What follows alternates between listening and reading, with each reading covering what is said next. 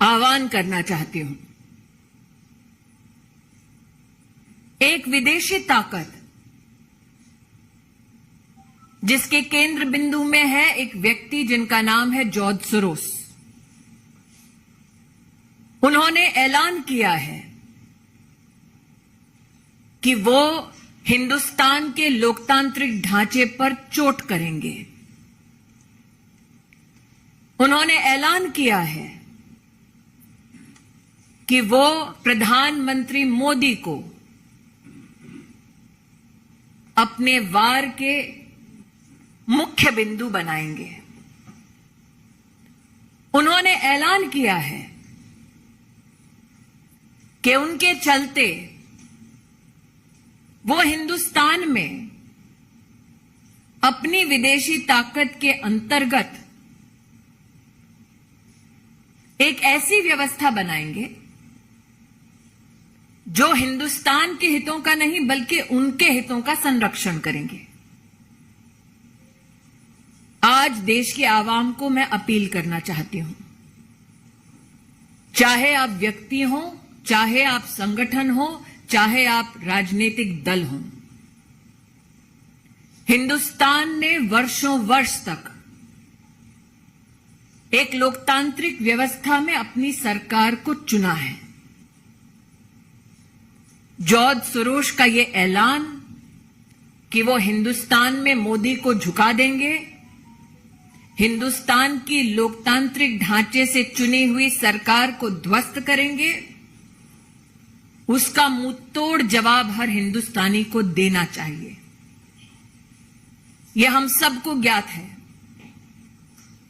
कि जब विश्व में इस बात की चर्चा थी कि कोविड में हिंदुस्तान का क्या हश्र होगा, तो प्रधानमंत्री मोदी ने 80 करोड़ नागरिकों की खाद्य सुरक्षा की दृष्टि से हर गरीब तक अनाज पहुंचाया।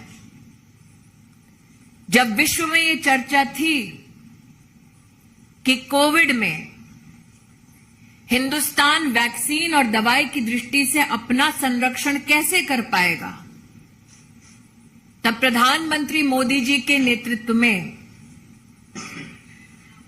200 करोड़ वैक्सीन की डोजेज न सिर्फ हिंदुस्तानियों को मिली मुफ्त, बल्कि साथ ही 160 देशों की सहायता हिंदुस्तान ने की। हिंदुस्तान इस बात का साक्षी है कि अमृतकाल का ये बजट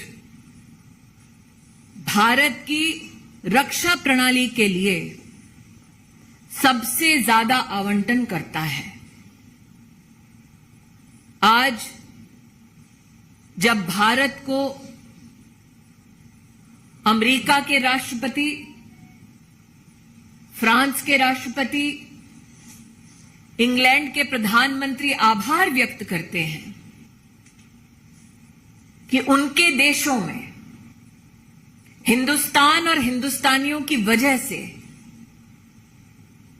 आज आर्थिक संबंध और मजबूत हो रहे हैं, जब भारत विश्व की 5वीं सबसे बड़ी अर्थव्यवस्था बनकर उभर रही है, ऐसे में हिंदुस्तान के लोकतांत्रिक ढांचे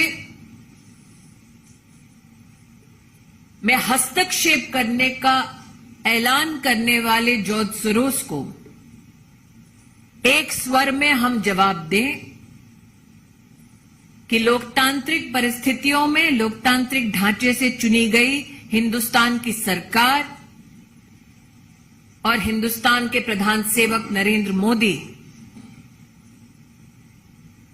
ऐसे गलत इरादों के सामने सर नहीं झुकाएंगे। जब जब हिंदुस्तान को चुनौती दी गई, हमने विदेशी ताकतों को पहले भी हराया है, आगे भी हराते रहेंगे।